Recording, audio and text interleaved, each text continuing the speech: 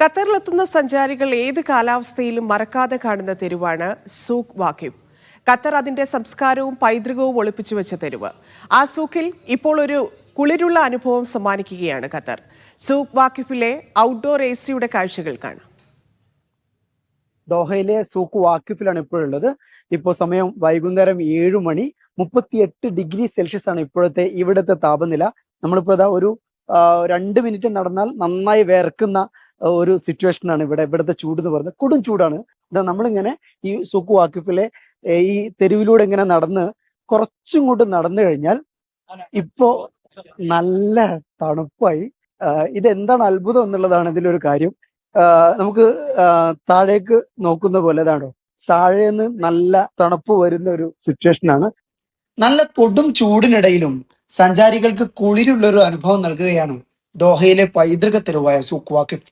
നമ്മളിങ്ങനെ നോക്ക് ഇത് എവിടുന്നാ തണുപ്പ് വരുന്നതെന്ന്, പിന്നെ കാണുന്നത് അടിന്നാണ് വരുന്നത്. ഈ ഒരു സ്ഥലത്ത് എത്തിയാൽ ഭയങ്കര ഒരു ആശ്വാസം. ഇതിപ്പോ ഇന്ന് കുറച്ച് പൊതുവെ ചൂട് കുറച്ച് കുറവുണ്ടായിന്, അതുകൊണ്ടാ പുറത്തേക്ക് ഇറങ്ങിയത്. പക്ഷെ നല്ല ചൂട് തന്നെ.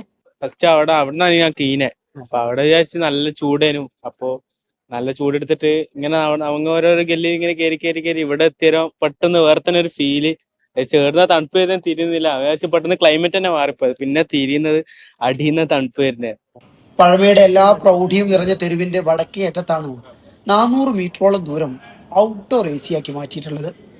ഞാൻ വന്നിട്ട് 1 വീക്ക് ആയിട്ടേ ഉള്ളൂ. അപ്പൊ ഫസ്റ്റ് ടൈം ആണ് ഇവിടെ വരുന്നത്. നല്ല രസമുണ്ട് നടക്കാൻ. ഐ തിങ്ക് വിന്റർ ആകുമ്പോ കുറച്ചുകൂടി നല്ലൊരു രസമായിരിക്കും.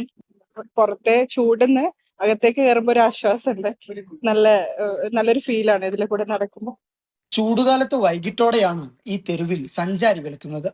തനിമയ്ക്കും സംസ്കാരത്തിനുമൊപ്പം ഒരല്പം തണുപ്പ് കൂടി നുകർന്ന് ഇനി സൂഖ് വാക്കിഫിൽ ഒരു രാത്രി നടത്തമാകാം.